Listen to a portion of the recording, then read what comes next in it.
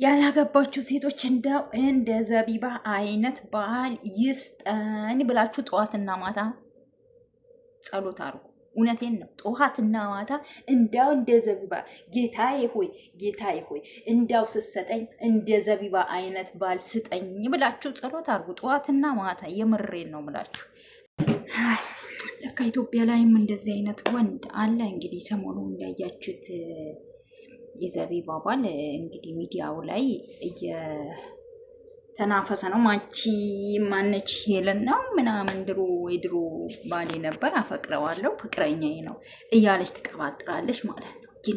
ግን የዘቢባ ባል ግን አልገረማችሁ?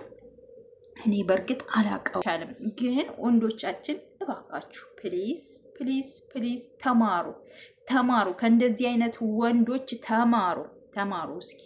ብዙዎቻችሁ ይቀራችኋል፣ ዥልጥ ናችሁ። በቃ በጣም ያስጠላኝ ነገር የኢትዮጵያ ወንዶች ወይ በስነ ስርዓት ሚስታችሁ የምትፈልገውን ነገር አሟልታችሁ ምንም እንዳይጎላ ታደርጋችሁ አስቀምጣችሁ ደግሞ እንደፈለጋችሁ ብትሆኑ እሺ፣ ለራሳችሁ ቺስታ ናችሁ። ቺስታም ሆናችሁ ደግሞ ፍቅር አታውቁም። ከፍቅርም አልፎ ደግሞ እሷን ትነዘንዛላችሁ፣ ትጨቀጭቃላችሁ። ስትናገር ነገረኛ ነች፣ ተናጋሪ ናት። እሷ ተናጋሪ ናት፣ እሷ እንዲናት ትላላችሁ።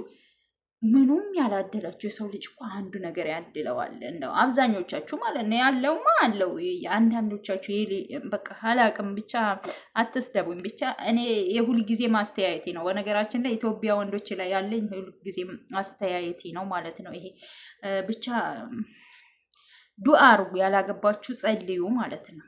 በየሃይማኖታችሁ እንደ ዘቢባ አይነት ባል ስጠኝ ጌታ ይሁ አደራህን ብላችሁ ጸልዩ እንግዲህ